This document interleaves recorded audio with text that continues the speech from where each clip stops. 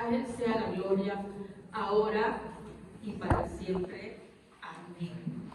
Nosotros venimos acá a la iglesia, hermanos, nos reunimos acá, no porque eso nos salve, sino porque queremos crecer, ¿verdad?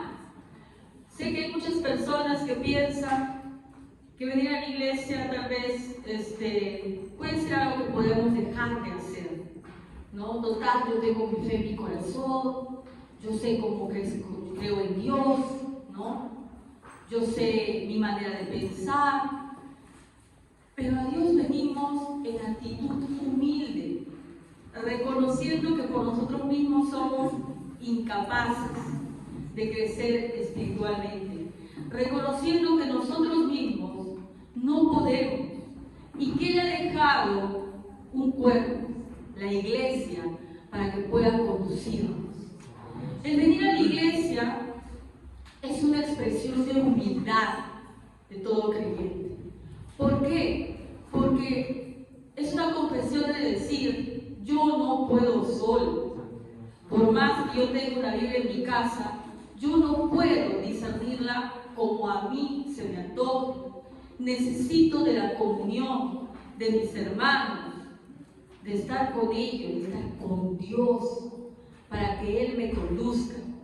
Y en el versículo que nuestro hermano Mauricio nos acaba de leer, que está en 2 de Pedro 3:18, Pedro está recomendando: crezcan en la gracia y en el conocimiento de nuestro Señor y Salvador Jesucristo.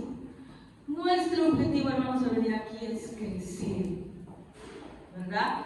Porque cuando uno se alimenta, ¿para qué es, hermano? Miren, nos alimentamos, porque no moriríamos, ¿verdad?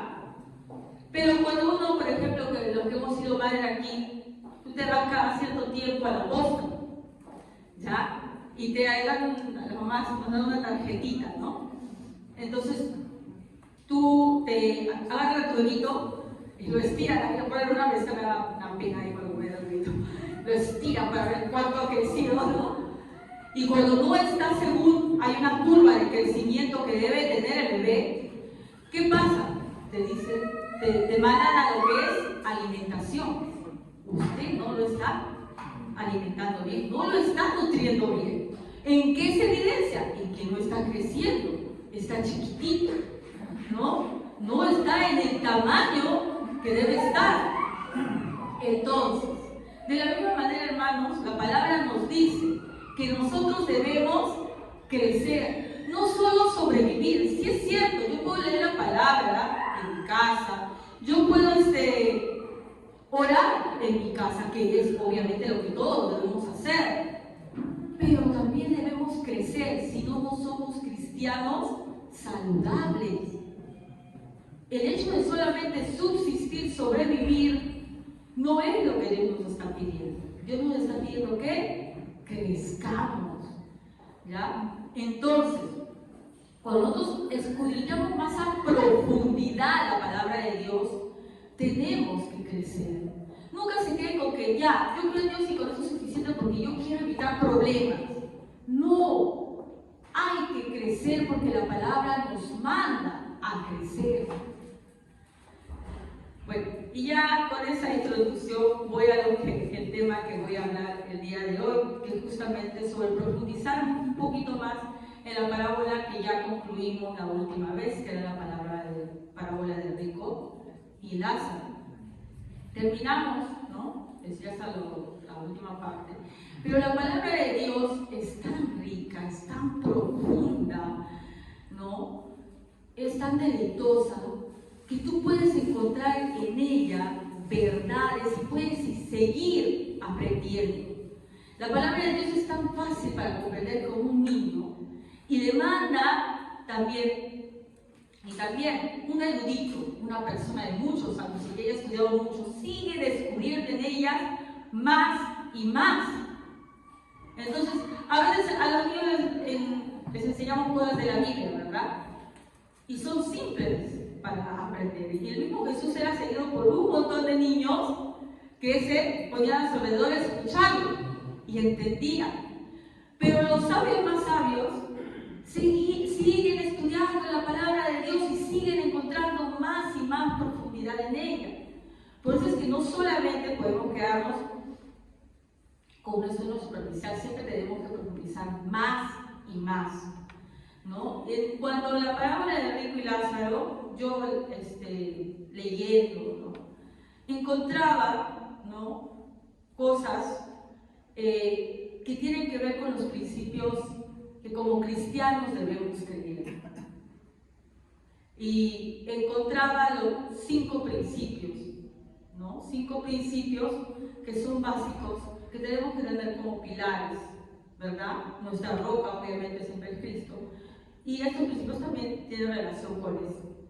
Primero vamos a comenzar con el primero. A ver, voy a poner acá. ¿Ya? No sé si es que lo primero es que ya no sé. Pero tal vez lo que dicen es algo mucho. ¿Ya? Entonces, voy a poner aquí otra vez el Rico y Lázaro. Ya ni es necesario que diga en qué pasaje está, porque lo saben, ¿verdad? Claro, hermanas. Lucas 16, 9 a 31. ¿Ya? Vamos a analizar 5 principios. ¿Ya? El primer principio que encontramos aquí nos habla de la gracia. Para los que no saben, gracia es un regalo de Dios. ¿Y dónde encuentro eso yo? ¿En qué parte yo encuentro la gracia? ¿Ya? Vamos a buscar entonces y nos vamos otra vez a dirigir a la parábola del rico y Lázaro, que estaba en Lucas 16, 19. Había un hombre rico que se vestía de púrpura y de lino fino y hacía cada día banquete con esplendidez. Había también un mendigo llamado Lázaro que estaba echado a la puerta lleno de llagas, y ansiaba saciarse de las migajas que caían de la mesa del rico, y aún los perros venían y lamían las llagas. En el contraste que nuestro Señor Jesucristo toma para hacer esta parábola, que dicho sea de paso, dice que esta historia en la época de Jesús ya era conocida. O sea, es una parábola que se va a encontrar, es una historia como moraleja que se enseñaba desde tiempo muy antiguo, que tenía que ver con que no todos los que parecen que están muy felices en esta tierra van a ser siempre así, ¿no? Y Cristo toma esto para dar una enseñanza. Y ¿por qué la toma para dar una enseñanza? Porque quiere que los fariseos que en ese momento se estaba dirigiendo vean el contraste de cómo ellos eran y cómo es que Cristo llama a la gente. ¿A quiénes llama? Por un lado estaba el rico, en donde hemos iniciado leyendo, que dice que era una persona de mucho dinero, bueno, estoy parafraseando, que hacía muchas fiestas y que comía muy bien, ¿no? ¿Verdad? Y por el otro lado está el contraste de ello. El rico podría simbolizar a los fariseos. Ellos, pues, tenían todo. No solamente eran ricos en conocimiento, según ellos, sino también en riqueza. Pero por otro lado pone de contraste ¿a quién? A Lázaro. Una persona, ¿cómo es? Pobre, pero no solamente pobre en cuanto a dinero, pobre también en qué? En todo, ¿verdad? Hace una descripción, mire, lo que le toma al rico es describirlo en un versículo, ¿ya? Pero Lázaro lo describe en 2, y quiere ponerlo en una condición así como si uno dijera, este hombre sufre, no, recontra sufre, ¿no? Su condición no es más o menos, es pésima, no es un poquito, es recontra de lo más bajo, ¿no? Más un contraste increíble entre una persona que está muy bien, aparentemente, y una persona que está totalmente en la peor situación que se puede haber ocurrido nacer, ¿no? Esta persona, pues, dice que se llamaba Lázaro. Y ahí yo les estaba explicando que Lázaro, ¿qué significa ese nombre? Dios es mi ayudador.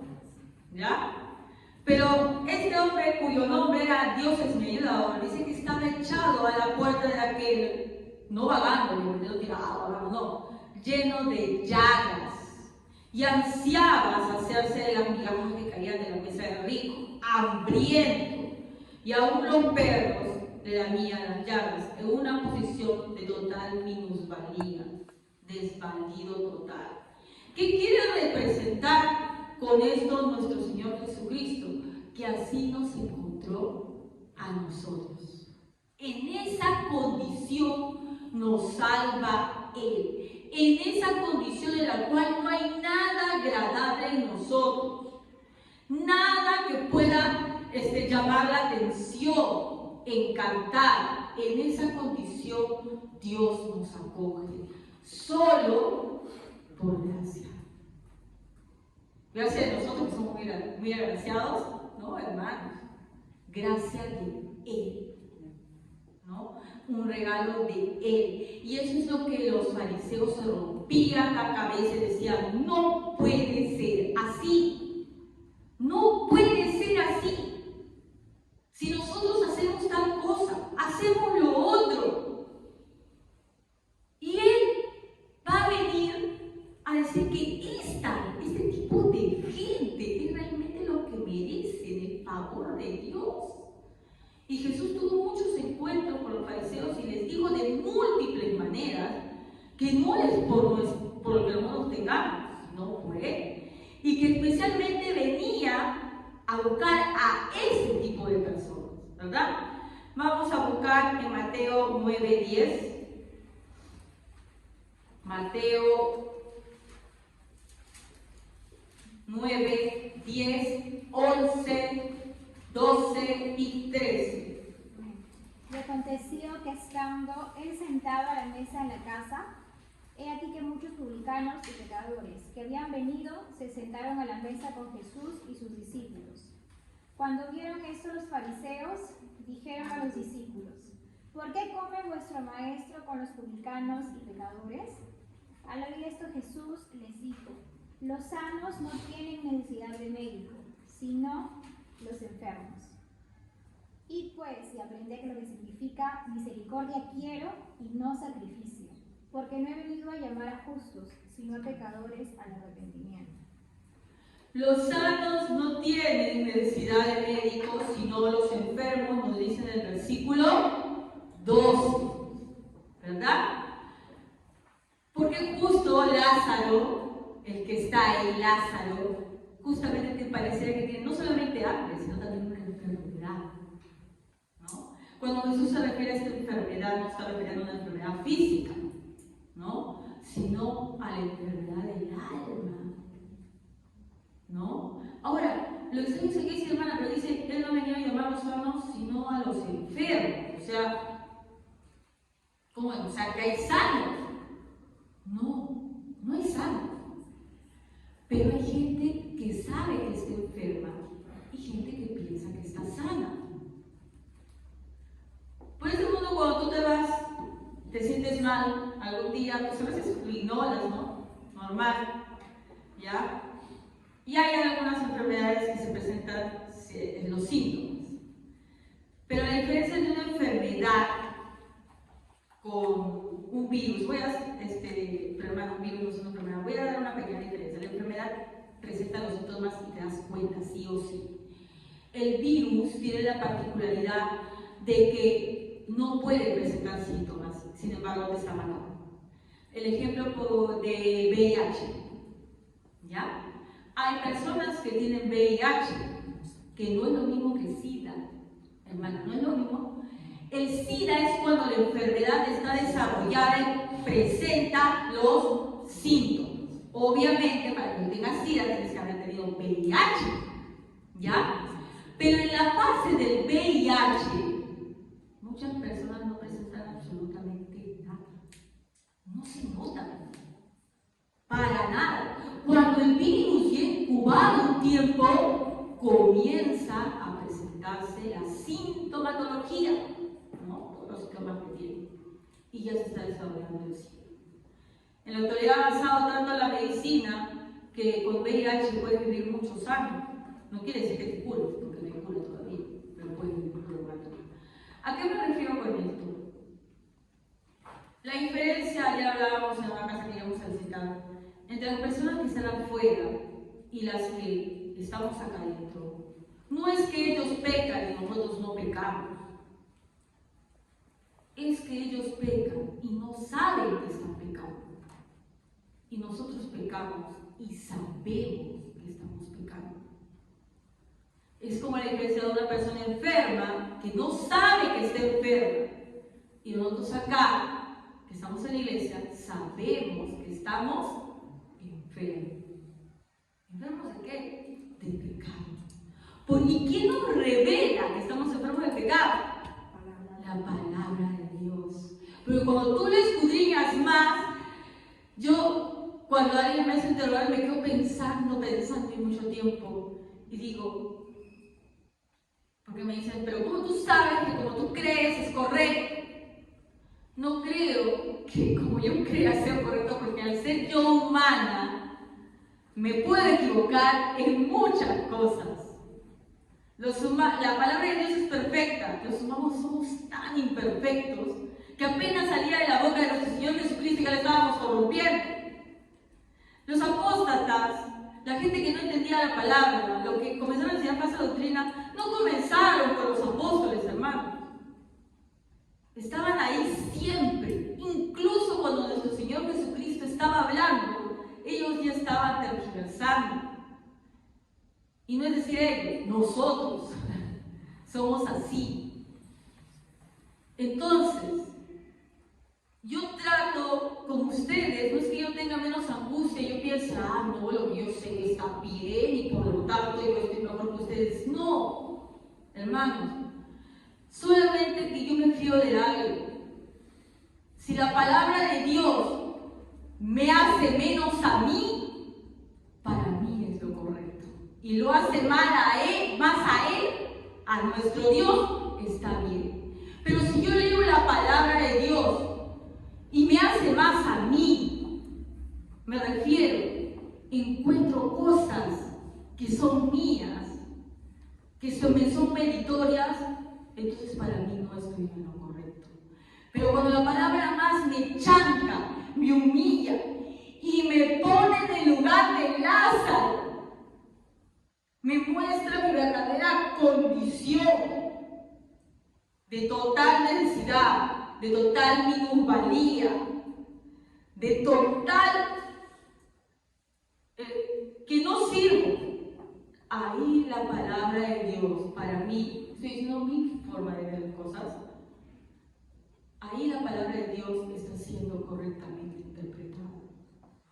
Cuando me pone en el lugar que me merezco. ¿Dónde es? En la nada, hermano, porque nosotros no tenemos nada. Pero cuando yo analizo la palabra y encuentro ahí que hay cosas que yo hago, que me ayudan, que yo ayudo al Señor, que yo tengo algún mérito, ahí para mí estoy interpretando mal la palabra de Dios. Eso es lo que me sirve. No sé si a ustedes les servirá, pero es lo que me sirve a mí. Porque así como ustedes, hermanos, muchas veces yo tengo dudas. Muchas veces también, pero será así, como digo, soy humana, y a veces digo, no comprenderé bien, quién sabe, yo estoy comprendiendo mal. Me refugio fuertemente solamente en que toda la gloria, cuando yo interprete la palabra, tiene que ser para Dios y nada para mí. Entonces, cuando dice solo la gracia, nos está refiriendo, hermanos, en que nosotros, ¿qué cosa? No tenemos nada bueno. Y en la parábola del rico y Lázaro es un ejemplo de cómo somos nosotros. Yo sé que muchas veces he puesto el ejemplo de que para que uno cree en Dios tiene que querer ser salvado, ¿verdad? Y un ejemplo que habitualmente ponía era de que, bueno, si uno se está ahogando y alguien te tira un salvavidas, Tú no vas a decir, uy, no, esa cerveza no me gusta, qué sé yo, esa naranja no me gusta, guindita que me gusta más mi color preferido. Pero cuando uno está angustiado para salvarse, pues coge lo que hay, ¿sí o no? Y agradece por eso. Pero como todo ejemplo tiene sus límites, en realidad nosotros no nos estamos ahogando. Dios no nos sacó de una posición en la cual nos estábamos ahogando, no nos salvó de eso, hermano. Nosotros no estábamos flotando a la deriva del mar, nosotros estábamos en lo profundo del mar, muertos, cadavéricos y volados. Y ha comido por algunos peces.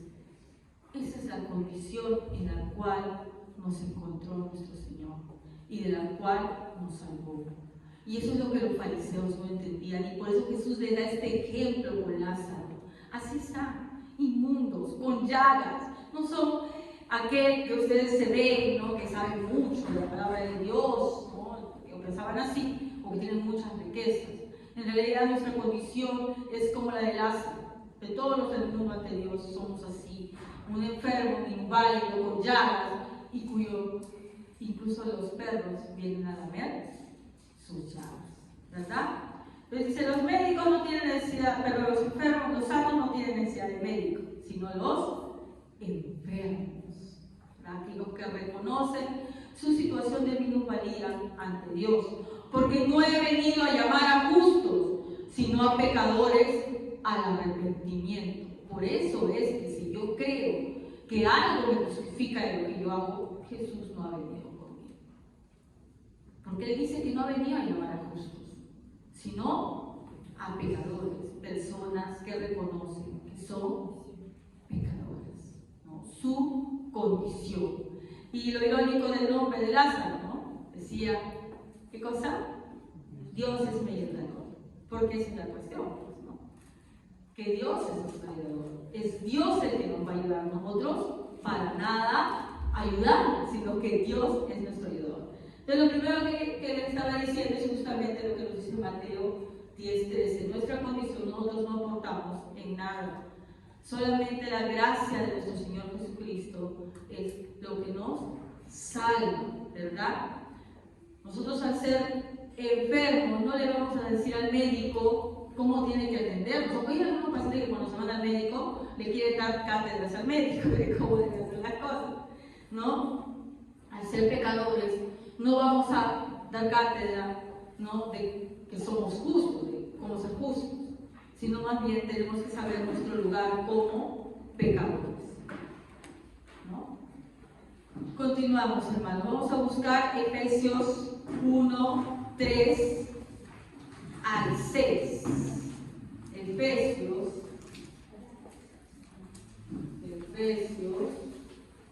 1:3 al 6. ¿Qué nos dice Efesios 1:3 al 6?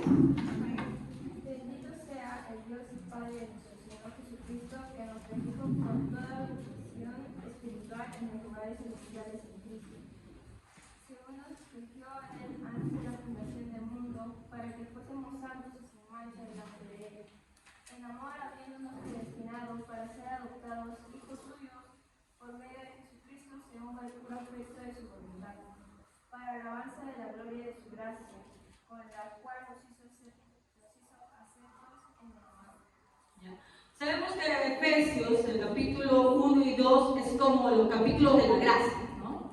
No vamos a pensar los mismos versículos que ya sabemos de memoria, Efesios 2:8, 2:9, que ya sabemos que nos dice indudablemente que somos salvos por gracia, como regalo, sin merecerlo para nada, ¿ya?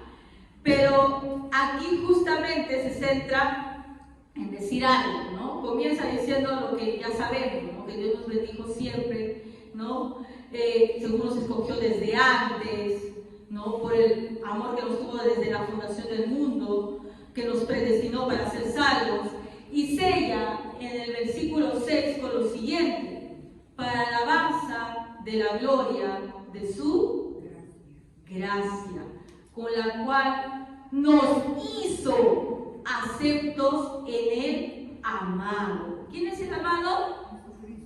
Jesucristo. Entonces acá nos está hablando una vez más de su gracia. ¿Y por qué lo hizo? Para alabanza de la gloria de su gracia. Eso también incluso nos está hablando de otro principio más que vamos a ver, que es la gloria a Dios. solamente, dice. ¿Por qué hizo todo esto?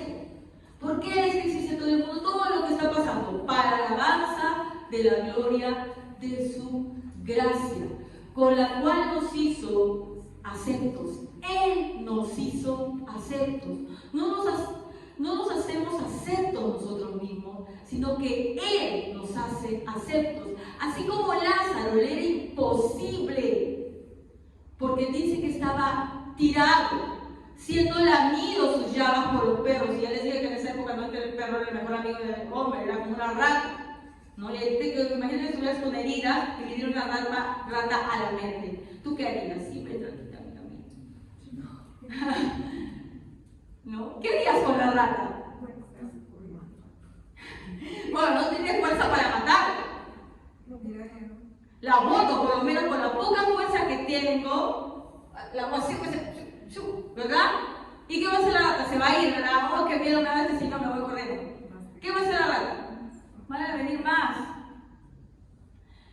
La posición en la que estaba Lázaro era tan triste, hermanos, que los perros, que eran las ratas de esa época, no le lamían y él no podía hacer nada.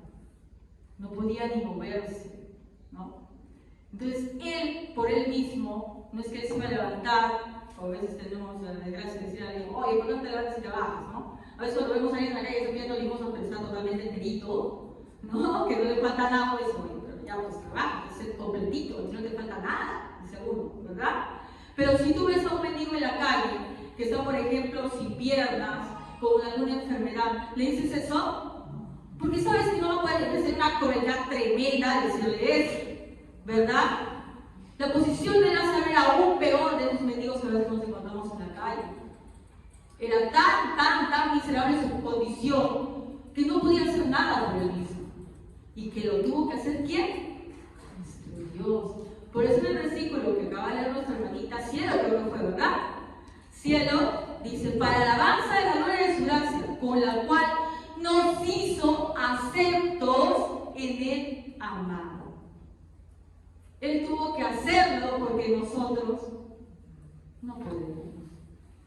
Entonces, el siguiente principio que vamos a ver después de la gracia es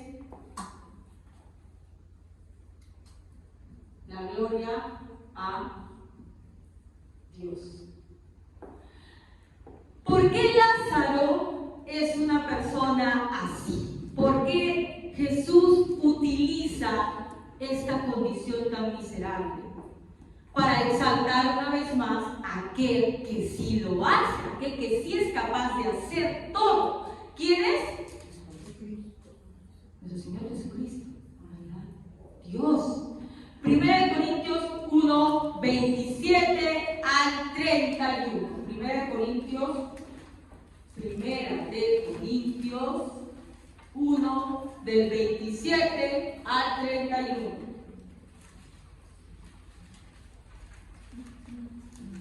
1, del 27 al 31. ¿Qué nos dice?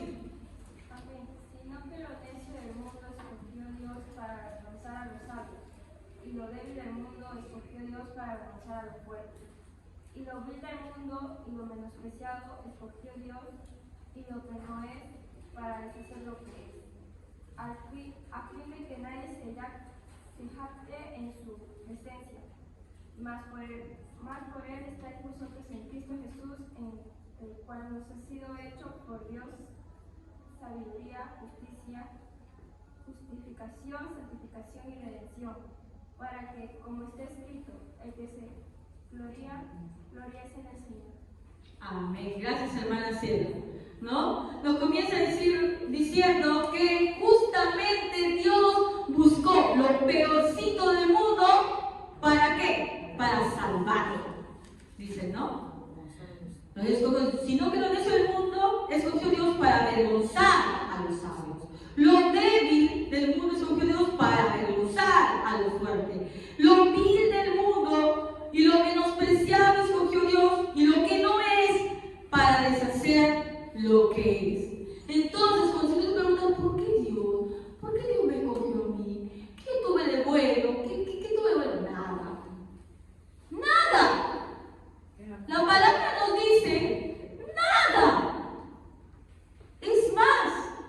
Lo que nos está diciendo es que justamente él vio que era peor.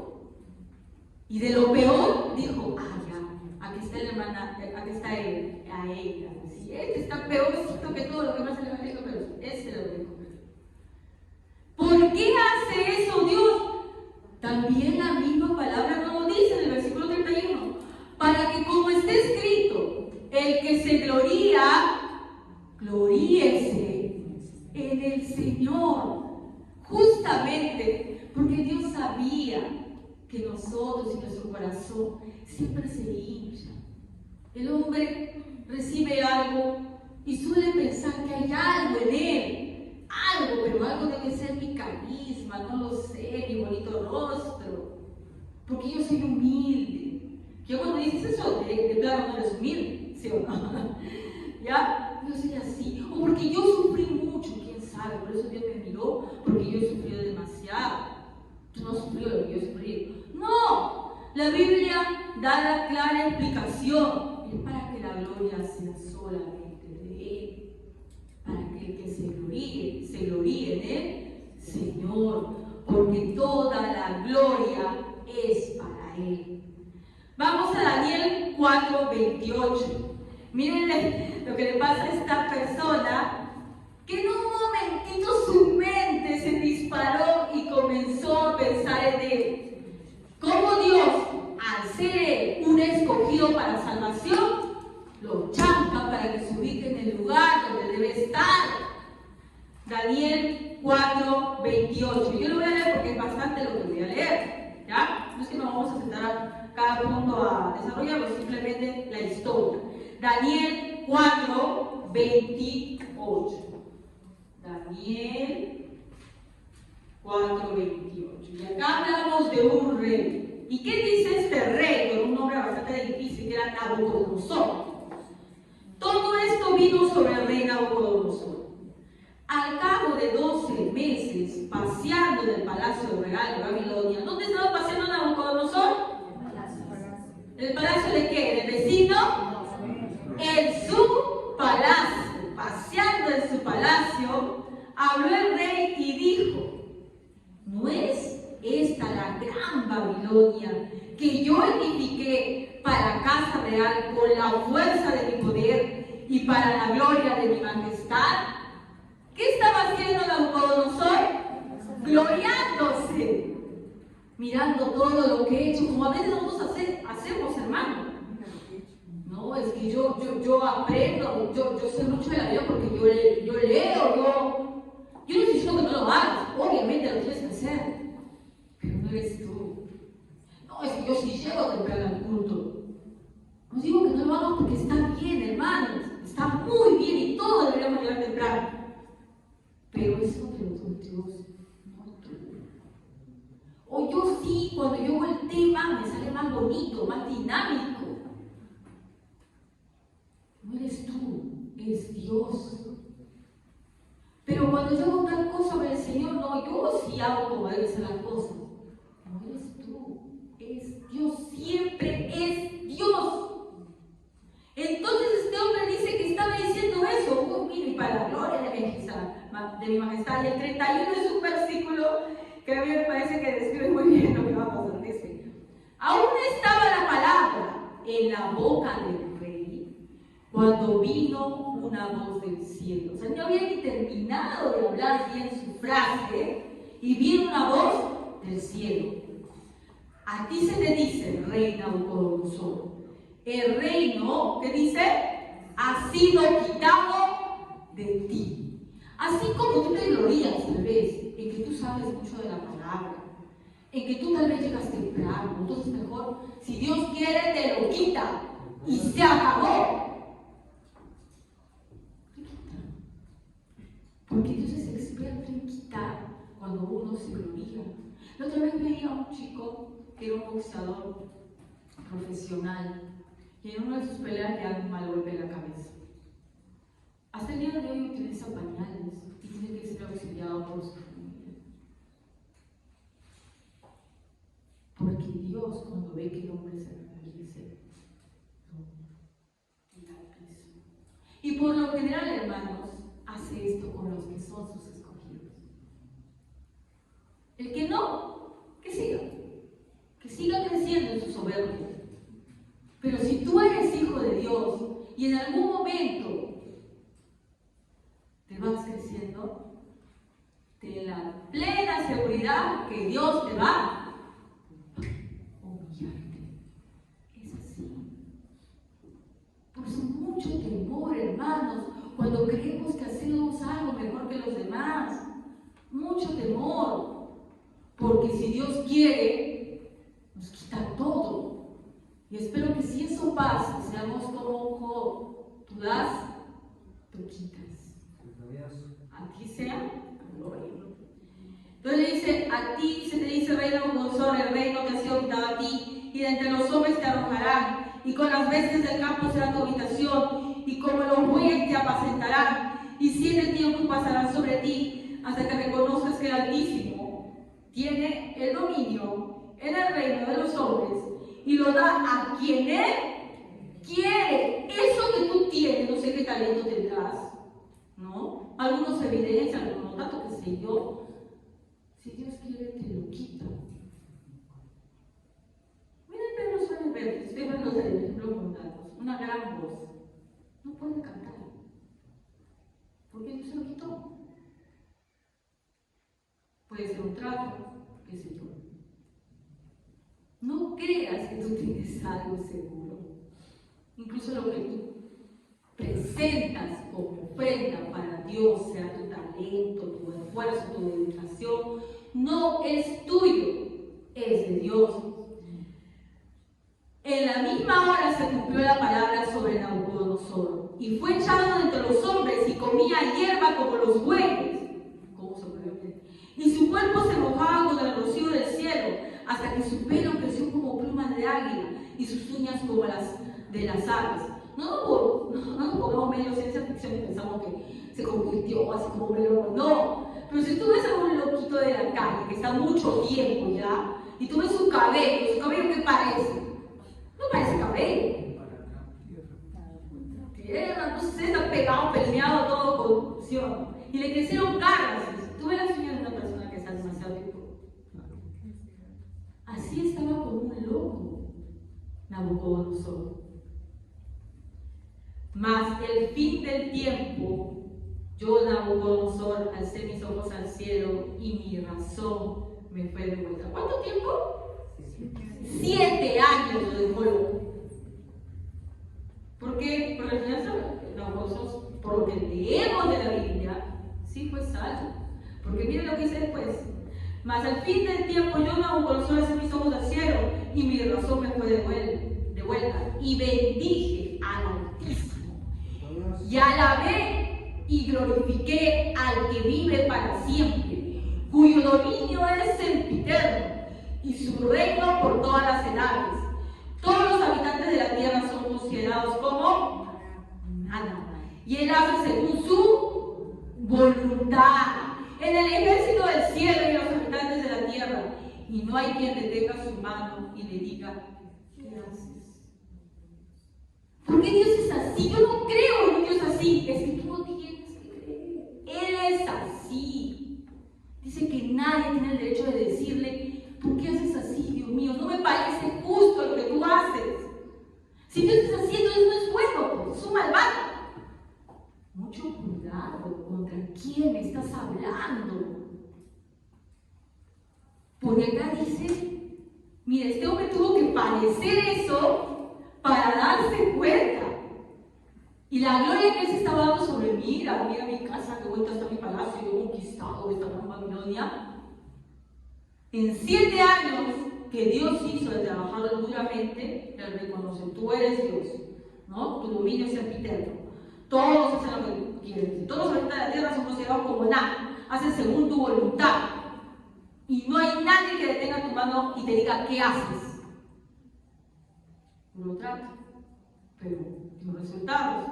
En el mismo tiempo mi razón me fue de vuelta y la majestad de mi reino, mi dignidad y mi grandeza volvieron a mí, y mis gobernadores y mis consejeros me buscaron, y fui restablecido en mi reino, y mayor grandeza me fue añadida.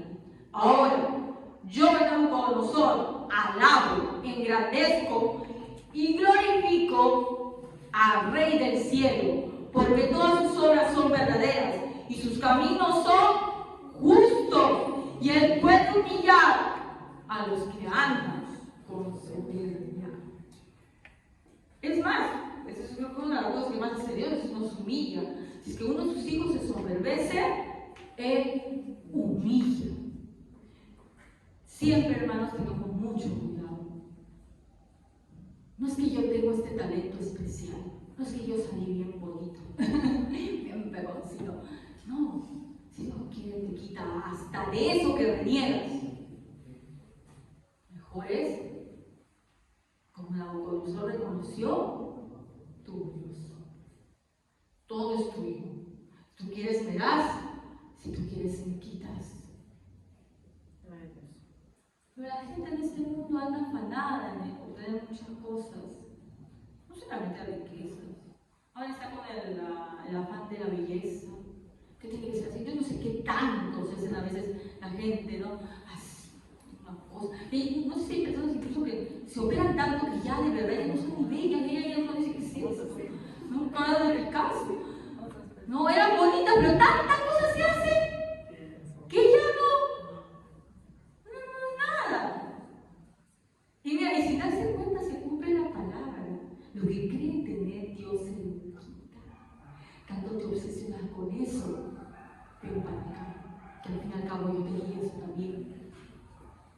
No te enfades, hermano, yo no te digo que veas como sea, ya no importa cómo el hermano y yo nos ponemos totales y todo lo para Dios. No puedes presentarlo, puedes decir, pero no te concentres tanto en eso, no te gastes la vida en eso. No te gastes la vida en eso, hermano. ¿Por qué? Porque al final Dios te lo puede dar así como te lo puede quitar. Siempre todo lo que tú hagas sea para la gloria de Dios. Incluso si te arreglas para venir a la iglesia, pues está muy bien, como sea, ya, que sea para la gloria de Dios. Porque tengo que estar presentable delante de mi Señor, no voy a de cualquiera. No por otra cosa. Si yo leo la palabra y la estudio con mucho ahínco, que yo te he dicho, por favor, un momento, no, ya, que sea para la gloria de Dios. No para que tenga más conocimiento por acá, ya, ahora sí, este hermano me molesta, se va a callar. No, para la gloria de Dios. Nosotros no vemos eso, pero nuestro Señor sí ve eso en los corazones. Sí ve cuando la ofrenda que le estamos presentando es la ofrenda correcta. ¿No? Entonces, el rico y Lázaro también vemos eso. ¿Por qué coge justamente a Lázaro? Porque la gloria. ¿Por qué coge lo peorcito? Porque la gloria tiene que ser solo de Él. Jehová, Dios, es un Dios celoso, que no comparte su gloria con nadie. Y alguien me dice, uy, qué barbaridad, Dios, soy qué egoísta. Debería ser un poquito más humilde. La humildad es para nosotros, hermanos. Cuando Dios habla de humildad, es para nosotros. Él tiene todo el derecho de gloriarse a sí mismo. La humildad. No querramos juzgar a Dios comparándolos que hayan sido puestos para nosotros. Los hombres tenemos que ser humildes. Nuestro Dios, no. Él no tiene por qué ser humilde. Y así, incluso, con eso, nos dio el ejemplo de máxima humildad. Porque dice que no tomó mucho ser Dios y se humilló. ¿Para qué? Para salvarnos. Aunque no le es necesario, pero Él lo quiso hacer por amor a sus hijos. Ya. Entonces, continuamos, hermanos. Otro principio que vamos a ver aquí, es solo Cristo o Cristo. Ya, el principio de Cristo. En la parte de Lucas 16, 22, 23. ¿Quién lo puede leer, por favor? Lucas 16, 22, 23, hablando una vez más de la parábola del rico y Lázaro. Aconteció que murió el mendigo y fue llevado por los ángeles al seno de Abraham. Murió también el rico y fue sepultado. Y Hades alzó sus ojos estando atormentados, y vio de lejos a Abraham y a Lázaro en su seno. Hermana, ¿dónde está Cristo ahí, por favor? No sea chistosa. Acá no está Cristo. ¿Dónde está Cristo? No, el Cristo lo contó. ¡Ah! No. Vamos a entender algo. ¿Ya? Dice, aconteció que murió el mendigo y fue llevado a los ángeles al seno de Abraham. Y murió también el rico y fue sepultado. Y en el Hades alzó sus ojos, estando en tormentos, y vio de lejos a Abraham y a Lázaro en su seno. Lo que nos está refiriendo es la muerte y qué más. Murieron y se quedaron ahí ya pudriéndose, comiéndose los gusanitos. ¿Qué les pasó? Uno fue al cielo, otro fue al infierno, lo cual nos demuestra que después de la vida hay otra cosa. ¿Sí o no? Y esto, hermana, ¿qué tiene que ver con Cristo? El que yo muera y el que siga o no siga, el que me vaya para aquí o para allá. Vamos a Juan 11:21. Del 21 al 26. Juan 21 al 26. Y Marta dijo a Jesús: Señor, si hubieses estado aquí, mi hermano no habría muerto. Mas también sé ahora que todo lo que pidas a Dios, Dios te lo dará. Jesús le dijo: Tu hermano resucitará. Marta le dijo: Yo sé que resucitará en la resurrección en el día postrero. Le dijo Jesús: Yo soy la resurrección y la vida. El que cree en mí, aunque esté muerto, vivirá.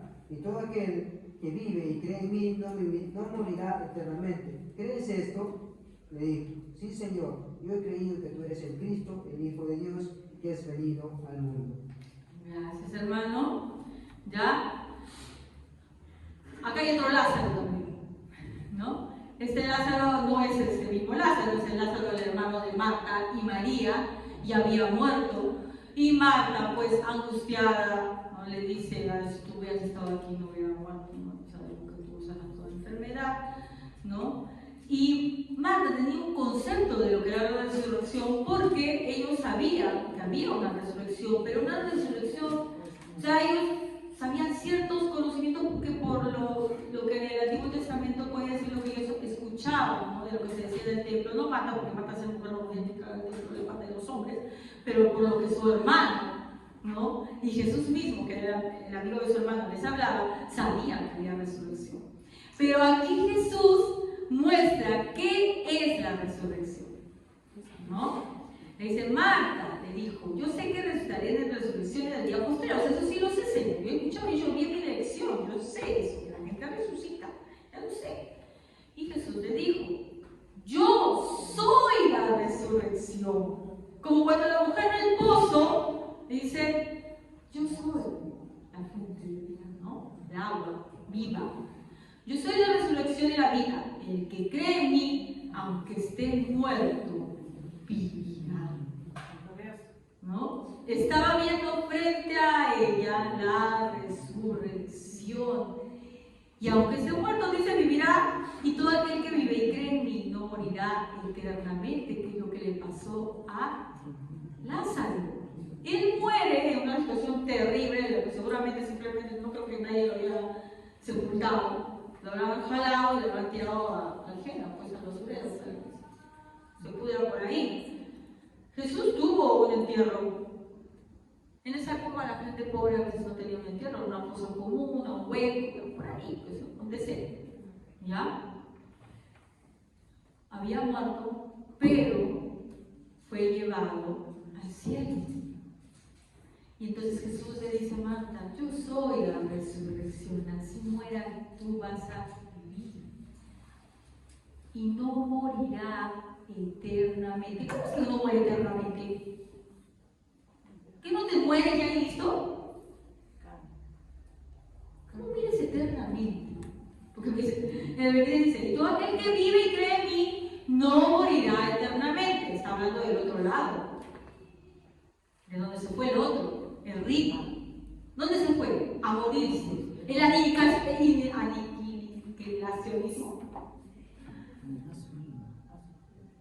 A morir eternamente. Porque si no diría, ¿no? Y todo aquel que vive y cree en mí no morirá.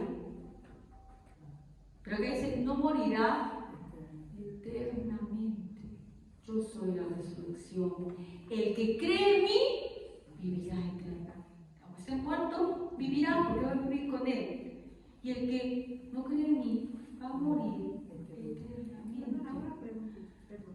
Dígame. Cuando dice que lo fue a Lázaro en el seno de Abraham, Abraham está en el cielo, pues, ¿no? Sí. Por eso dice que está en el seno de Abraham. ¿O no? Sí, es una forma de verlo. Aunque los judíos le decían al seno de Abraham el cielo. O sea, cuando se referían al cielo decían que era el seno de Abraham, que es como estar con Abraham.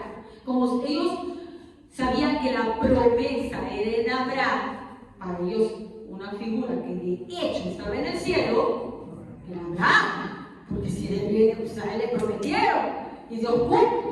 Entonces cuando decían, el seno de Abraham, como yo digo, por ejemplo, el colegio de la hermana Cielo, porque yo sé que estudié en ese colegio. Sí, como el costado. O sea, estar con él. ¿Te has ido a la casa de la hermana Genito? ¿Ya? Lo mismo, eso es otro nombre, pues. También puedo decir, bueno, desde quiero salir a la manzana de lote 21, que es donde yo vivo. O sea, es la casa. Pero también puedo decir en la casa de la hermana Genito. ¿Estoy hablando del mismo lugar? Sí. Es dos maneras de decirlo. El cielo, la casa de tal, donde está tal. No, en todo caso sería como decir en la casa de él, porque yo no en mi casa, pues, simplemente yo vivo ahí. ¿Ya? Es como, pues dice el seno de Abraham. ¿No? Claro, porque si yo le digo que es el lugar donde Dios, claro, porque a él sí le pertenece. Cuando dice el seno de Abraham está hablando, sí, mira la casa de Daniela. Ahí sabe dónde está la casa de Daniela, pero no es su casa. Por tanto, le pertenece a Cristo. Su casa, claro, le pertenece a él.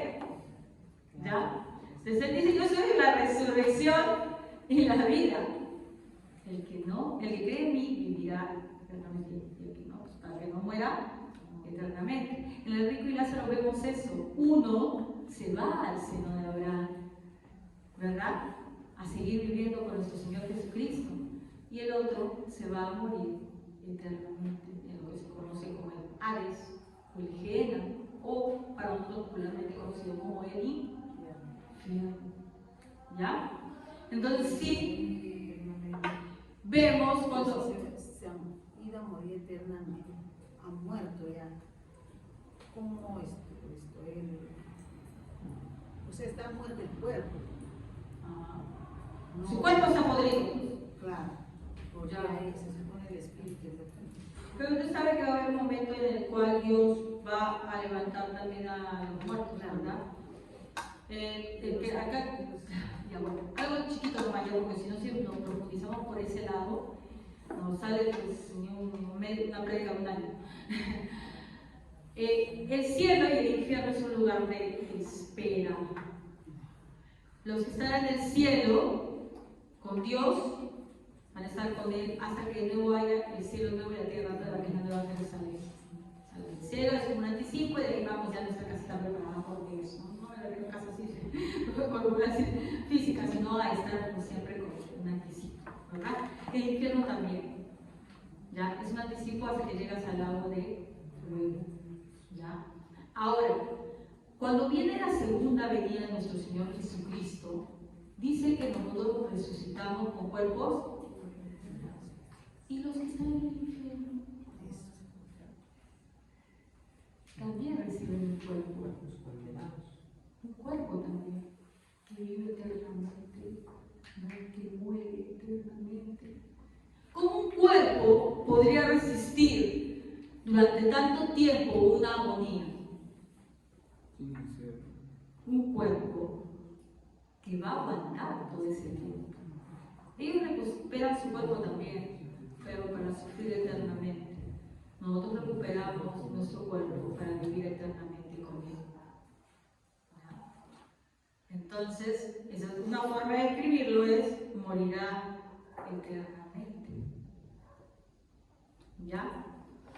Ahora, como les dije, eso es solamente algo que estoy así explicando en chiquito, porque el estudio profundo de eso tendríamos que hacer pues, por lo menos un año explicando parte por parte. Pero sí, la Biblia nos dice que tanto el cielo como el infierno son adquisidos, ¿no? Por decirlo de una manera, cielo, y al final, cuando sea la segunda venida de nuestro Señor Jesucristo, Él va a restaurar el cielo nuevo y la tierra nueva, o la nueva Jerusalén, ¿no? Y ahí vamos a vivir todos con Él.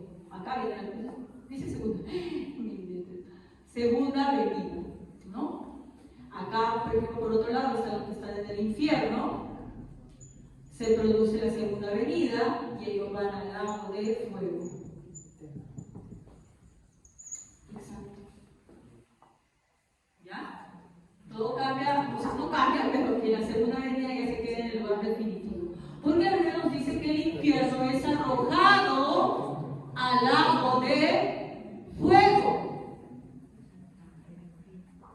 Es arrojado al lago de fuego. ¿Ya? Aquí, hermanos, recibimos nuestro cuerpito glorificado. Y también reciben un cuerpito no glorificado, pero también un cuerpito para que les dure eternamente. ¿Ya? Más o menos así. Ya. Entonces nos quedamos, pues, que la resurrección, esto, lo que logró, no logró él, pero lo que Lázaro obtuvo, es Cristo. Por eso le dice a Marta: yo soy la resurrección. No es solamente creer en la sí, vamos a resucitar, sino también la persona que hace posible esa resurrección. Y quien hace posible esa resurrección, ¿quién es? Nuestro Señor Jesucristo. ¿Bien? Vamos con otro principio que vemos aquí, que es el principio de la fe. ¿Dónde se acabó ese nombre? Volvemos con Lázaro Rico y Lázaro. Lucas 16, 24. ¿Qué nos dice? En Lucas. Entonces él, dando voces, dijo: Padre Abraham, ten misericordia de mí y envía a Lázaro para que moje la punta de su dedo en agua y refresque mi lengua, porque estoy atormentado en esta llama. Gracias, hermana. Aquí vamos a explicar lo de la fe, pero por lo contrario, la falsa fe. ¿Este hombre tenía fe? Sí, hasta los demonios tienen fe. Todos tienen fe, por si acaso, en algo, pero no necesariamente en lo que deben tener fe. ¿Ya? Entonces, en este caso, él dice: Abraham, Padre Abraham, ¿no? Él se afianzaba en algo. ¿En qué se estaba afianzando? En Abraham. El ser descendiente de Abraham, ¿no? Y suplica: Padre Abraham, dile a Lázaro, ¿no? Que moje la punta de su dedo para que pueda refrescarme un poco acá, que me estoy, ¿no? Quemando, atormentado en estas llamas. Pues, justamente como les decía, esto es dado a los fariseos, y los fariseos se enorgullecían de ser escogidos del pueblo de Dios. Y no solamente eso, muchos de los judíos también creían que por ser hijos de Abraham, descendientes de Abraham, ellos ya tenían ganada la salvación. ¿Ya? Vamos a Mateo 3, 8 y 9. Mateo 3, 8 y 9. Mateo 3, 8 y 9. ¿Qué dice Mateo 3, 8 y 9? Haced pues frutos dignos de arrepentimiento, y no penséis decir dentro de vosotros mismos a Abraham: tenemos por padre, porque yo os digo que Dios puede levantar hijos a Abraham aún de estas piedras. ¿Ya? Los fariseos, pues, y la gente judía, pues, nosotros somos hijos de Abraham, ¿no? Nosotros somos hijos de ¿quién será? ¿De quién será así? Pero dice: miren, tanta cosa, hagan frutos dignos de arrepentimiento. Porque por lo que ustedes evidencian, no parecen hijos de Abraham. Además, no le dice que ustedes son hijos del diablo, ¿ves? Porque igual que él es asesino, igualitos son ustedes. Porque ustedes han matado a los profetas siempre, una y otra vez. Pues acá también Jesús le dice, ¿no? Haced pues frutos dignos de arrepentimiento, y no penséis decir dentro de vosotros mismos: Abraham tenemos por padre, porque yo os digo que Dios puede levantar hijos a Abraham aún de estas piedras. Así que nada sirve ¿no? Que seas descendiente, tu linaje. De la misma manera, hermanos, como cristiano, de nada sirve que tu papá sea cristiano. Entonces, ¿a qué me refiero? ¿por qué no le vas a decir a tu papá o a tu mamá? Es que eso no te salva. Eso no te salva. ¿Ya? Que yo crea en Cristo, que yo pueda ser salva, que sea, no quiere decir que por eso automáticamente mi hija es salva. Ah, ¿por qué la hija del pastor? No. Se puede ir al infierno. De la misma manera, como cualquiera de los chicos que están acá, cuyos padres, gloria a Dios, asisten a la iglesia. Eso no garantiza su salvación. No puedo decir a Dios que nos asista. No. Lo que estoy diciendo es que eso no es una garantía o evidencia de salvación. En el cielo no hay nepotismo, no hay tráfico de influencias. Tú no vas a entrar y decir, bueno, yo tengo mi papá y la no, hermanos, la salvación es personal. Aunque sí deberías dar gloria a Dios y no quejarte de que tienes un padre y una madre que creen en Dios. Porque gracias a eso tú has tenido el privilegio que muchos chicos de la calle no han tenido, de tener la enseñanza, la palabra en tu casa.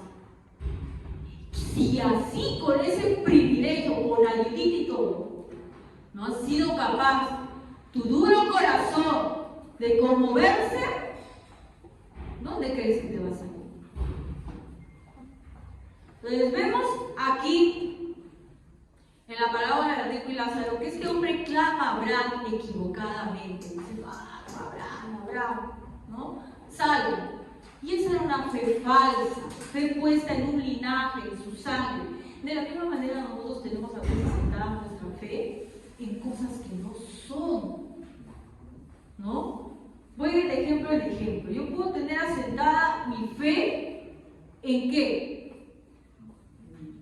Tal vez en una medallita, en un crucifijo que alguna gente tiene, ¿no? Es fácil tergiversarse de la palabra de Dios.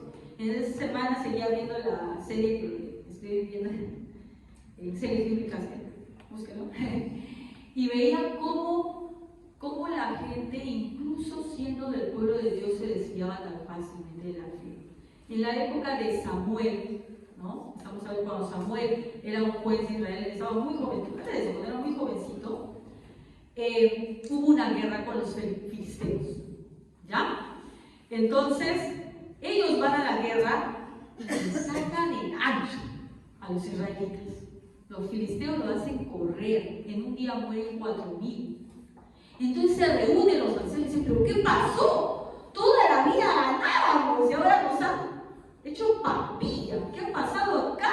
Se fueron, ¿pero qué? O sea, porque para ellos en su cabecita, al ser el pueblo de Israel, pues siempre Dios estaba con ellos, ¿no?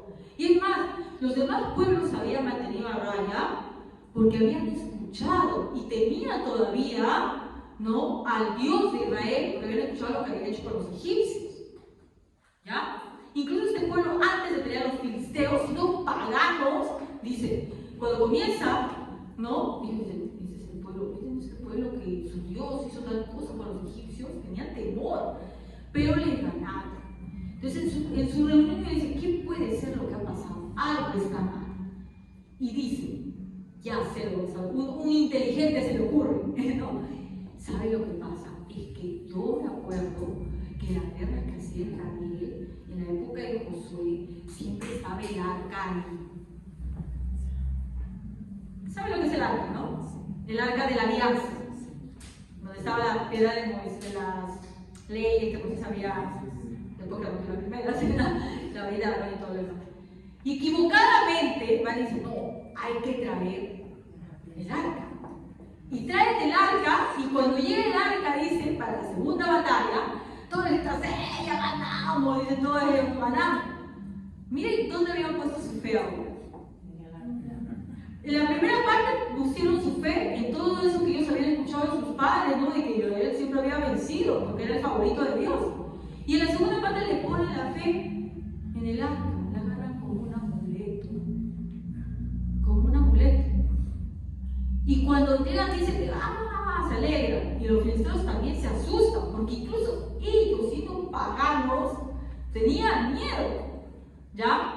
Y van a la y esta vez mueren 30,000. Los destrozan. Y no contesto con eso, ingresan hasta Siloé, donde está el tabernáculo. Ya para eso pues habían muerto los hijos de Eli, nomás regresamos. Destruyen el tabernáculo, se llevan todos los implementos de oro y todo eso a la casa. Y eran el pueblo de Dios, y mira dónde habían puesto su fe, en cosas falsas. Luego Samuel, cuando pasa todo esto, después les dice, ¿no? Cuando le preguntan, no le preguntan en sí, la palabra de Dios dice que él comienza a hablar y dice: dejen sus dioses, dejen sus falsas creencias. Dios ha molestado con ustedes porque ustedes son paganos, creen en cosas así, ¿no? Y habían agarrado el arca de Dios como si fuera pues un Dios más.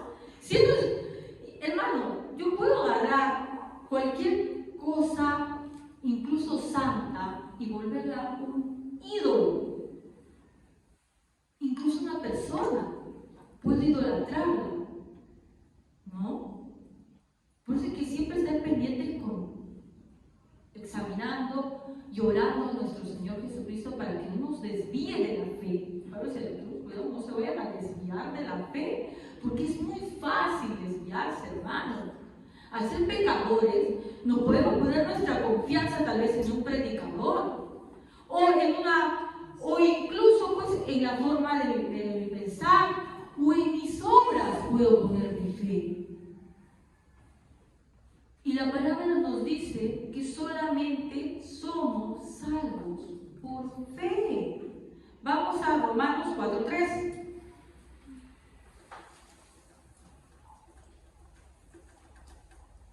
A ver, rapidito, Romanos 4:3. Porque, ¿qué dice la Escritura? Que eligió a Abraham a Dios y le fue contado por justicia. Ya, gracias hermana. Vamos a leer. Y le fue contado por justicia. ¿Qué dice la Escritura? Que eligió a Abraham Dios y le fue contado por justicia. Pero el que obra, estoy continuando, ¿ah? Pero el que obra no se le cuenta el salario como gracia, sino como deuda. Aquí estamos mezclando ya la fe con la gracia, ¿no?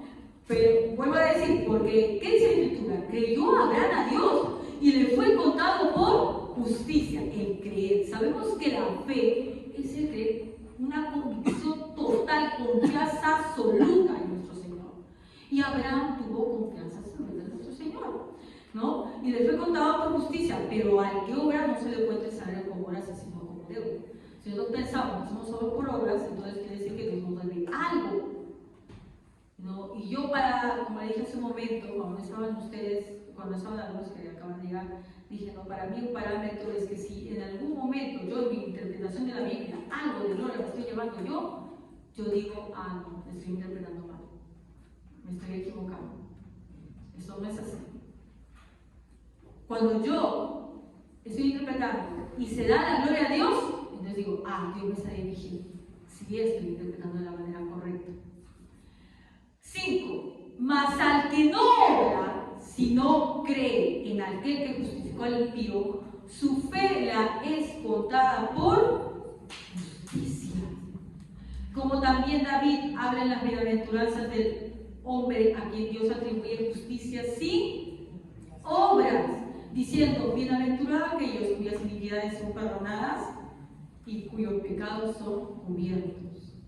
¿Se acuerdan cuando este hombre está crucificado al lado de Jesús? Muchas obras hizo para salvarse, ¿verdad? Nada. La fe. ¿Sabe qué hace él cuando Jesús está muriendo? Él dice, ¿no? Acuérdate de mí cuando estés en tu reino. La Biblia no nos dice cómo fue su vida. Nos dice, sabíamos que es un ladrón, el único que no es que eso nos dice, ¿no? Que robaba. O sea, que malo era. ¿No? Para robar en esa época te mataban en muchas ocasiones. ¿Ya? ¿Hizo alguna obra buena? ¿No le dio tiempo, estaba crucificado ahí?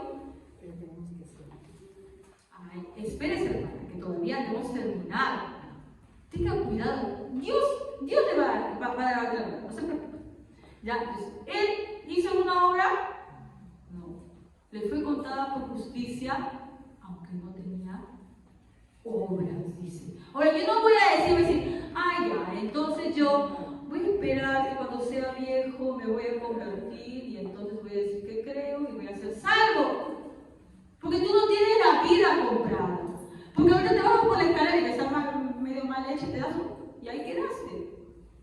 Te moriste y se acabó. ¿Ya? Pero para lo que dijo nuestra hermana, vamos a seguir leyendo. Ahora vamos a ir a Romanos 3:27. A ver. Romanos 3:27. ¿Qué nos dice Romanos 3:27? Amén. ¿Podemos entonces jactarnos de haber hecho algo para que Dios nos acepte? No, porque nuestra libertad de culpa y cargo no se basa en la obediencia a la ley, está basada en la fe. Gracias, hermano. ¿Dónde pues está la jactancia? Queda excluida. ¿Por cuál ley? ¿Por las de las obras? No, sino por la ley de Dios. Concluimos pues que el hombre es justificado por fe sin las obras de la ley. Somos justificados por fe y no por las obras de la ley. Entonces, ¿por qué obras? No, porque cuando uno tiene fe, hermanos, inmediatamente después brotan las obras. Nosotros somos salvos solo por fe, pero la fe no viene sola. ¿Qué? Vuelvo a repetir. Nosotros somos salvos por fe, pero la fe nunca está sola. Tiene que estar acompañada siempre por obras. Por eso es que Santiago, ¿qué nos dice? Vamos a Santiago 2:21. Santiago 2:21. ¿Qué dice Santiago 2:21?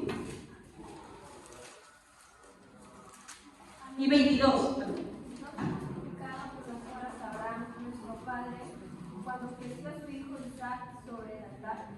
¿No ves que la fe actuó justamente con sus obras y que la fe se perfeccionó con las obras? Amén. ¿Qué dice acá? Miren, ¿no fue justificado por las obras Abraham nuestro padre cuando ofreció a su hijo Isaac sobre el altar? Total, hermana, por la fe o por las obras, decíase. A mí no me diga, la Biblia dice eso. ¿Ya? ¿No ves que la fe actuó juntamente con sus obras? La fe no actúa, yo tengo mucha fe. No, tiene, para saber que es una fe verdadera, tiene que tener obras, si no es una fe muerta, falsa, ¿no? Dice, y se cumplió la escritura que dice, Abraham creyó a Dios y le fue contada por justicia, y fue llamado amigo de Dios. Y la 24 de nuevo nos vuelve el cerebro, porque acá dice otra cosa. Miren, vosotros veis pues que el hombre es justificado por las obras y no solamente por la fe. Entonces ahora se queda total. Digo fe, digo obras, digo ¿qué? Pero que dice, hermana, por las obras y no solamente por la fe. Entonces nos pusieron de acuerdo. Por un lado Pablo y por un lado estaba Santiago, que quién sabe no se llevaban bien. Que quién sabe, como dos hermanos de la iglesia, que cualquier hermano, no sé, Pablo y algo, quién sabe no se llevan bien. Y ya, yo voy a decir esto, escribir esta carta. Y luego Pablo va a decir, no, voy a decir una cosa. Ahora con Pablo, ahora voy a escribir esto. Y luego tenemos los dos en la Biblia y ya fuimos, porque ya nos confunde. No, la escritura no se contradice. Porque el mismo Santiago que escribe esto, que escribe que hay que hacer obras, porque si no, no nos es costada justicia. Si retrocedemos a Santiago 1:17 nos dice de dónde vienen esas obras. Santiago 1:17. Retrocede un poco, por eso es bueno que las cartas se lean todo. Acá no tenemos tiempo para leer todo. Santiago 1:17, ¿qué dice? Amén. Todo lo bueno que hemos recibido, todo lo perfecto que viene de arriba es de Dios, del Padre creador de los astros del cielo, en quien nunca hay cambio ni sombra. Entonces, el mismo Santiago que dice que hay que hacer obras, dice que eso ¿de dónde viene? De Dios. Viene de Dios. Un hombre que piensa de esta manera, que que está iniciando una carta diciendo que todo lo bueno viene de Dios, todo lo bueno que yo ama viene de Él, ¿podría decir después que mis obras es lo que me salva? Sería contradictorio, ¿verdad?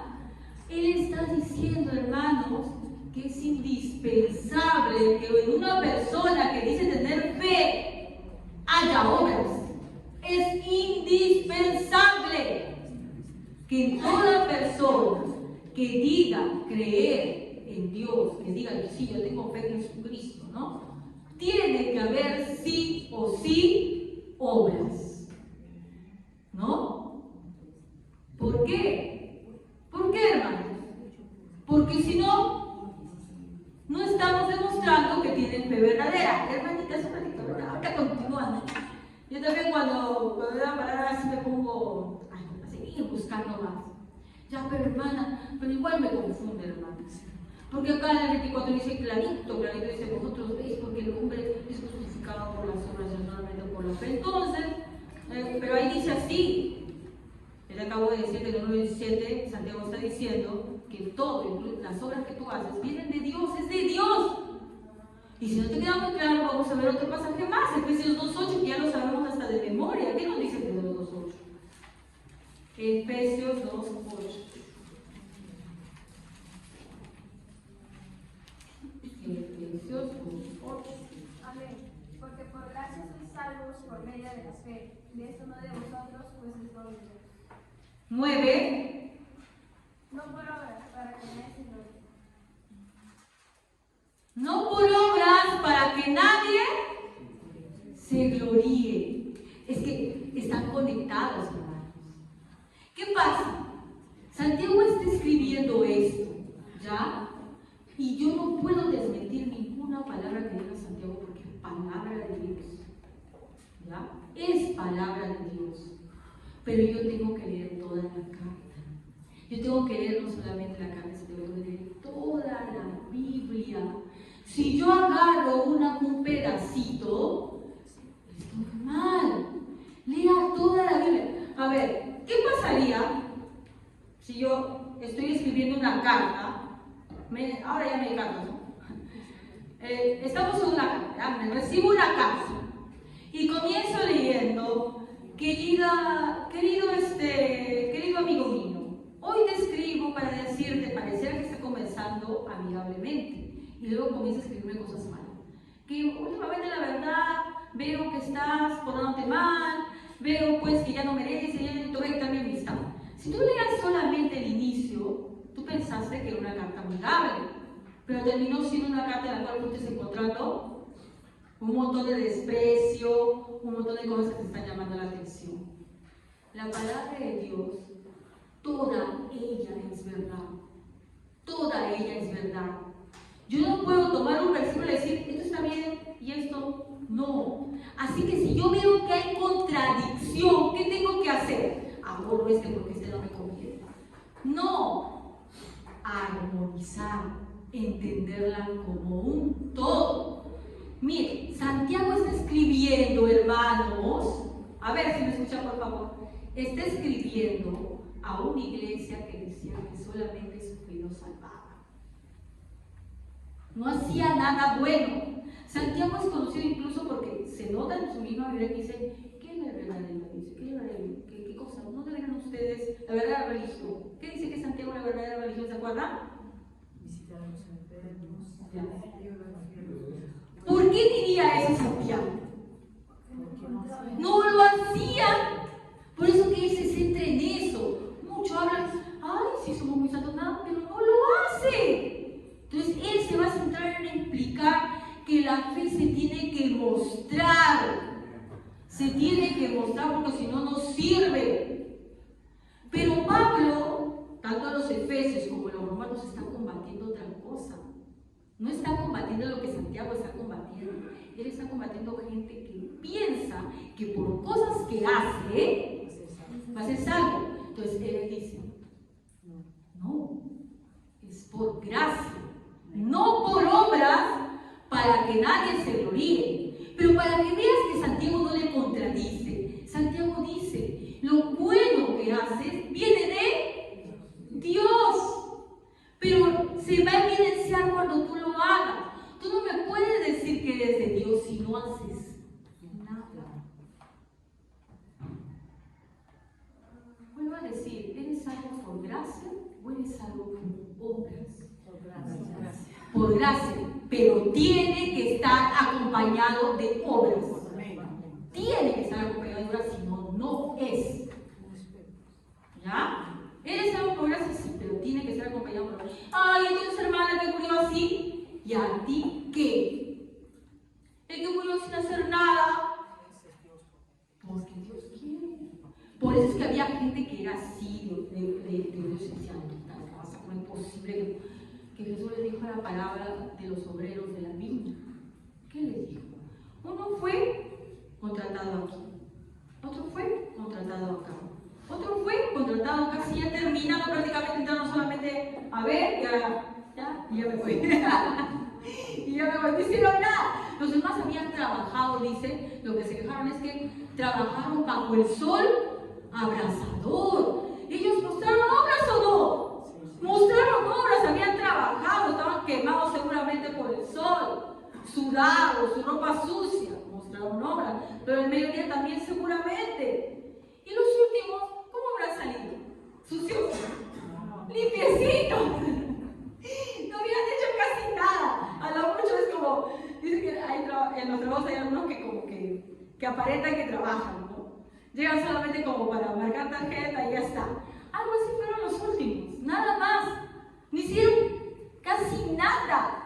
En ese caso, el hombre que estaba crucificado junto a Jesús, lo único que hizo fue decir, oye, no lo molestes, ¿no? Él es bueno, somos malos. Toda su obra. Y entonces los obreros dicen, ¿y por qué le vas a pagar lo mismo que a nosotros? Si yo quiero hacer esto con lo que es mío, a ti, ¿qué te importa? ¿Ya? Dios es el que da, no es de nosotros, hermanos. Por lo tanto, si a ti te escogió desde muy pequeño para que seas todo el tiempo y que toda tu vida sea trabajar para Él, gloríate. Gloria a Dios, he trabajado conmigo porque para el que ama, como dijo Jacob, aunque él lo dijo en su tergiversada forma mental pecaminosa humana, dice que los años que él trabajó por Raquel fueron como nada, porque la amaba. El que ama realmente a Dios, no siente, más bien siente placer en trabajar, ¿verdad? Y si Dios escoge a alguien en el último suspiro de su vida, gloria a Dios, porque si Él quiere lo puede hacer. Amén. Entonces, solo la fe nos salva, pero la fe no está sola. La fe está acompañada por obras siempre, para que sea una fe verdadera. ¿Ya? Y lo último, que es donde voy a volver mis hombrecitos de acá, ya sería la escritura. Muy bien. Acá sería 5 escrituras. Y esta parte es mucho más clara en la parábola, ¿no? En la parte final de Lucas 16, 29, 30 y 31, ¿qué nos dice? Pero Abraham le contestó, tus hermanos tienen la Biblia, ¿por qué no lo leen? ¿Por qué no la obedecen? El hombre rico respondió, Abraham, querido antepasado, eso no basta, pero si alguno de los muertos va y habla con ellos, te aseguro que volverán a Dios. Abraham le dijo, si no hacen caso de lo que dice la Biblia, tampoco harán caso a un muerto que vuelva a vivir. Amén. Ahí dice lo que dice la Biblia, ¿no? Esa traducción es como que más entendible. Pero la verdad es que tenemos nosotros que dice, si no hace caso a quién, a Moisés y a los profetas. Está refiriéndose pues a todo el Antiguo Testamento, que para esa época ya estaba pues escrito, ¿no? ¿El Nuevo Testamento estaba escrito? No, pues todavía no. Jesús estaba todavía hablando, ¿ya? Pero este hombre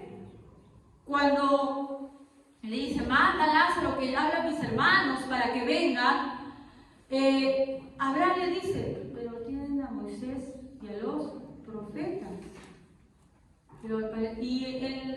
Este hombre rico no había tenido a Moisés y a los profetas. ¿Les hizo caso? No. Sabiendo que su corazón duro era así, no, dice, no. Yo conozco a mis hermanos, yo sé que son como yo, así que eso no va a bastar. Tiene que pasar algo increíble, ¿no? No sé, qué sé yo, que salga un muerto, que salga Lázaro, porque conocen que estaba en la puerta ahí tirado. Ya, entonces lo van a ver y van a decir, ya, sí es verdad. Y Abraham sentencia diciéndole, mas Abraham le dijo, si no oyen a Moisés y a los profetas, tampoco se persuadirán, aunque algunos se levantaran de los muertos. Porque el levantamiento de los muertos no es el medio que proveyó Dios para la salvación. No fue eso el medio que proveyó Dios. A Dios le plació otro medio. ¿Cuál fue? 1 Corintios 1:21. 1 Corintios 1:21.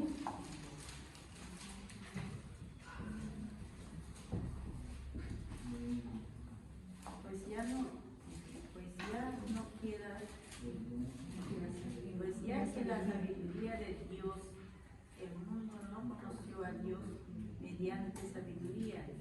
Agradó a Dios salvar a los creyentes por la locura de la predicación. Amén, ¿no? Ya que Dios en su sabio designio dispuso que el mundo no lo conociera mediante la sabiduría humana. En el caso de la parábola de Rico y Lázaro, no dispuso que se levantaran los muertos para que hablaran de que existe un infierno, de que tengan cuidado, ¿no? No proveyó ese medio, sino ¿por qué medio? La locura de la predicación. ¿Y de qué se predica, hermano? La palabra de Dios es lo que predicamos, ¿verdad? Porque de ella habla, ¿de quién habla la palabra de Dios? Cristo. Para los que lo entienden realmente, habla de Cristo, tanto desde el Antiguo Testamento, también habla de Cristo. Eso una vez le dice Cristo a los mismos fariseos. Juan 5:39. A ver, Juan 5:39. Juan 5:39.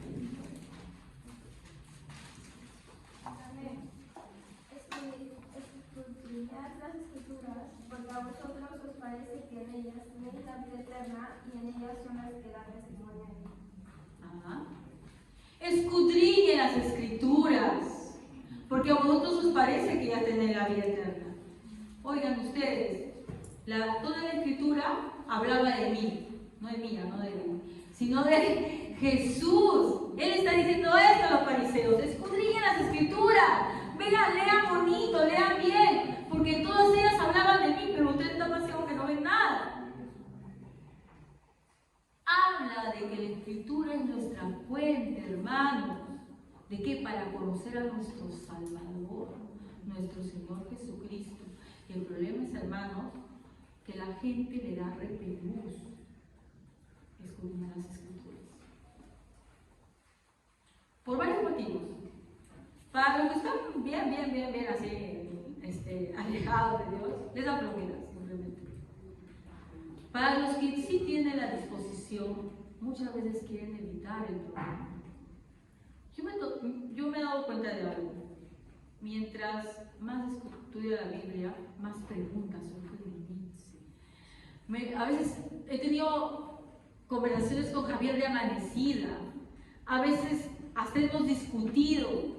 Hasta que no entiendo, digo, esta niña no me diga nada, mejor, de verdad, yo también, no, yo soy humana como ustedes, hermanos. Me canso y digo, pero acá dice una cosa y acá dice otra cosa, entonces yo no entiendo. Pero es justamente para que crezcamos. ¿Qué leímos al iniciar, hermanos? En 2 de Pedro 3. ¿Qué leímos? ¿Se acuerdan? Nuestra hermana... Crecer en conocimiento, dice el Señor. Y todo, hermanos, todo lo que nos da el Señor, hermanos, Él nos ha provisto muchas cosas, pero Él no nos puede enseñar, todo nos sabe, es cierto, pero quiere que crezcamos, y para este camino de crecer implica cosas que tienen que ir moviendo en nosotros. Por ejemplo, algo que nos gusta mucho, hermanos, yo soy amén que me gusta eso. No es lo mío, que a mí me gusta, pero es la paz. Nos encanta nuestra paz. A mí me encanta la paz, hermanos. Cuando no hay ningún tipo de conflicto total, hermana, pero a Dios también le gusta la paz. Jesús dijo, yo no he venido a traer paz. ¿Y por qué decía eso? Él no ha venido a traer paz. Total, pero yo leí donde dice mi paz os dejo, mi paz os doy. No, pero esa paz que dice que Jesús deja, mi paz os dejo, mi paz os doy, es esa fe, convicción, seguridad, en que pase lo que pase, Él está con nosotros, ¿verdad? Pero la paz que Él dice que no ha venido a traer, Él no te ha venido a salvar para que te sientas tranquilito. Si tú te sientes tranquilito y dices, ay, no, pero a mí me gustaba más antes, hermanos. Era todo más simple. Y ahora ustedes todo lo complica. Dios no nos ha venido a traer eso, hermanos.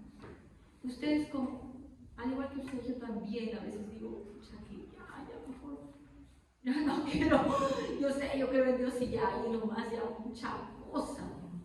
Pero Dios nos dice que crezcamos, que no seamos bebés espirituales, porque eso también muestra nuestra pecaminosidad. Yo digo, por ejemplo, un ejemplo. En el caso de Santiago, Santiago no le gusta comer todo. ¿Ya? Para hacerlo comer es una pesadilla. No le gusta.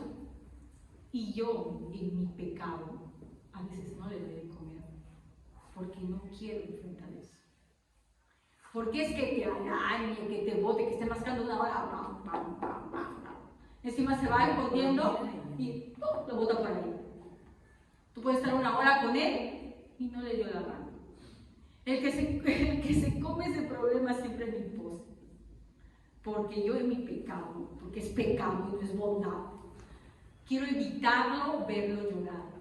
No quiero que llore, no quiero que reniegue. Por lo tanto, prefiero, y le digo a veces a mis hijos, ya deja, no le des más, porque no llore.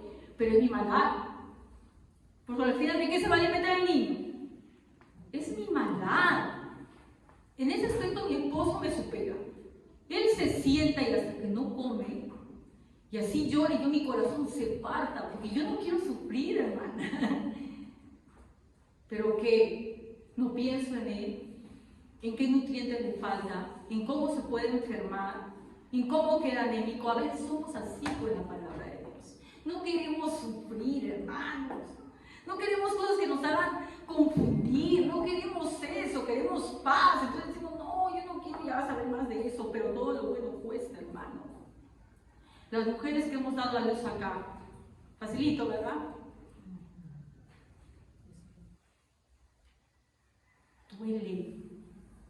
Duele. ¿Pero qué? Pero cuando tú tienes a tu hijo, te olvidas, ¿no? Y lo que hacen es otra vez. Ya. Cuando yo he pasado momentos así, en los cuales he llorado muchas veces con Javier, por otras cosas que me entero, por problemas que a veces hay, por algunas cosas que no se entienden o en las cuales nos contradecimos, hemos llorado, hemos rabiado, hemos pataleado. Pero hay momentos, hermanos, en que comprendes ciertas verdades, en que una lucita se te ilumina un poquito siquiera, y que es tan deleitoso, tan paciente de haber descubierto algo nuevo de tu Dios, que no sabías antes simplemente porque no querías saber más, que todo ese momento en el cual sentía conflicto y tranquilidad se pasa, hasta que de nuevo otro surja. Le voy a decir algo que tal vez no le guste. Hermano, nunca va a haber paz en la iglesia. Nunca va a haber paz en la iglesia. No piensen que en un momento todos nos vamos a llevar bien y vamos a agarrar juntos del baño y vamos a saltar ahí en una rondela. Eso no va a suceder. Porque Dios trabaja con nosotros de esa manera. Y los que después tal vez en un tiempo lleguemos a armonizar, tal vez vengan nuevas personas que otras veces dirán, no, que no, tampoco entiendo, tampoco estoy de acuerdo, tampoco es así. Y tendremos que seguir hablando la palabra de Dios. La paz, hermanos, la tranquilidad que ustedes desean, Esa la vamos a tener con nuestro Señor. Pero para nada quiere decir entonces que yo, para buscar esa paz, deje de crecer en el conocimiento de la palabra de Dios. Nunca debo hacer a estudiar la palabra de Dios. Tengo que buscar más y más. Nunca saciarme. No es que ya sé lo suficiente. Nunca vas a saber lo suficiente, hermano. Siempre tienes que estar dispuesto a aprender, a escuchar. Siempre tiene que haber eso. ¿Por qué? Porque la palabra de Dios la ha dejado nuestro Señor, ¿para qué? Justamente, ¿para qué? Vamos a buscar en 2 Timoteo 3:14. 2 Timoteo 3:14, ¿qué nos dice? Amén. Pero persiste tú en lo que has aprendido y te persuadiste sabiendo de quién has aprendido. Muy bien, continúa por favor, 15, 16 y 17. Y que desde la niñez he sabido las sagradas escrituras, las cuales te pueden hacer sabio para la salvación por la fe que es en Cristo Jesús. Toda la escritura es inspirada por Dios, útil para enseñar, para para corregir, para instruir en justicia, a fin de que el hombre de Dios sea perfecto, enteramente preparado para toda buena obra. Toda escritura, ¿no? Todo lo que está en la Biblia. No es que esta parte sí me gusta, esta parte no me gusta. Esta parte que habla del amor de Dios sí me agrada, pero esta parte que habla de la soberanía de Dios no me gusta mucho, no está bonita. Porque a mí me gusta más que todo el versículo que dice en Juan 3:16, que es un poco más un eslogan para polo de camiseta. A ver, todos lo sabemos. ¿Cómo es? Porque de tal manera amó Dios al mundo, que ha dado a su Hijo unigénito, para que todo aquel que muere, no se crea, no muera, más tenga vida eterna. Pero también hay versículos donde dice: apartaos de mí, hacedores de maldad, al infierno, para que muera para siempre. No la puedo desaparecer porque no me guste. También hay partes de la palabra donde dice que Dios es fuerte y celoso, que es vengador, que es soberano. Hace poco leí una parte de la Biblia, justamente que ahora les vuelvo a decir que estoy viendo la serie Samuel, en la parte donde dice que los hijos de Eli, y yo no los dejé arrepentirse, porque no quería. No me acuerdo bien. Está en Primera de Samuel. Me puede no gustar lo que dice, pero eso es lo que dice. ¿Qué voy a hacer? Primera de Samuel 2, profecía contra la familia de Eli. 2:25. Si alguien pega contra otra persona, Dios le servirá de árbitro, pero si pega contra el Señor, ¿quién podrá interceder por él? No obstante, ellos no le hicieron caso a la advertencia de su padre, pues la voluntad del Señor era quitarle la vida. ¿Por qué no se arrepintieron? Porque Dios quería matarlos.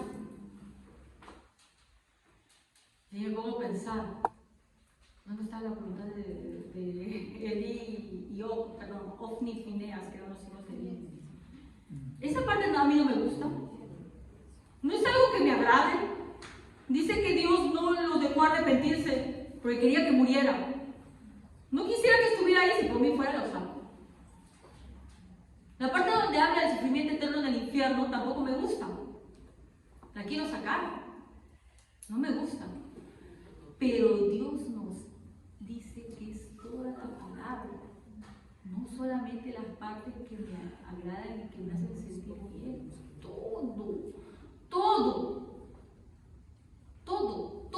todo lo que está en la Biblia es inspirado por Dios y ha sido puesto ahí con el objetivo, hermanos, ¿de qué? ¿De qué?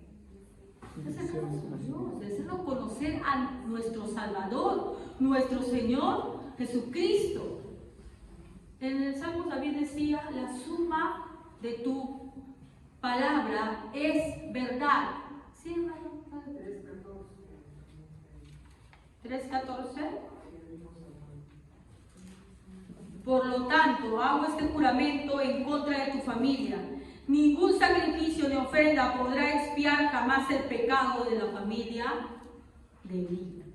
O sea, así en ese momento ellos dijeran, ay, no, voy a traer tal cosa. No, nada. Ella había puesto en su voluntad, divina voluntad, de deshacerse de ellos y se iba a deshacer de ellos. Y eso a mí me hace temblar. Yo no quisiera que estuviera en la Biblia, hermano. No quisiera, como también no quisiera que esté en una parte, una vez que mi esposo le dijo que decía que Dios había mandado a un pueblo para destruir a Israel, ¿no? Y luego ese pueblo que lo había mandado a destruir también lo destruyó. Hay cosas que me atemorizan, me da miedo, pero no podemos ser como el pueblo de Israel, que en Éxodo dijo, no, Moisés, anda tú, porque nosotros no queremos escucharlo, porque es terrible.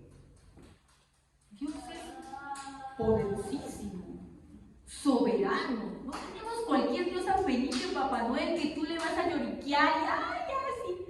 Pero la palabra dice que si yo me arrepiento del corazón, sí. Al ser fiel a su palabra, Él ha dicho que si tú te arrepientes, te vuelves de tus malos caminos, Él te va a recibir. Pero no juegues con Él.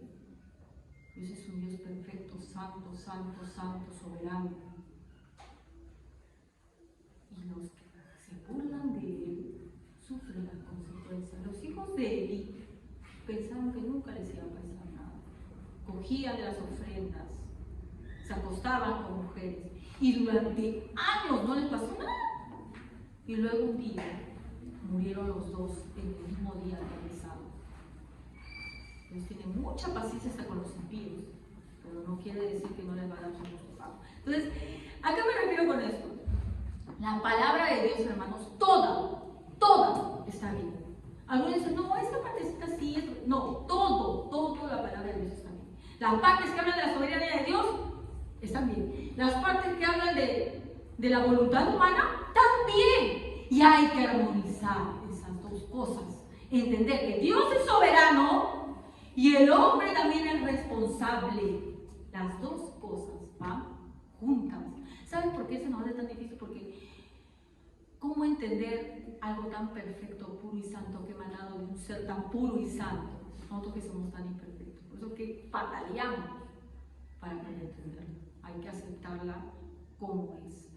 Pero hay una ayuda que nos dice la palabra para que podamos entenderla como es debido.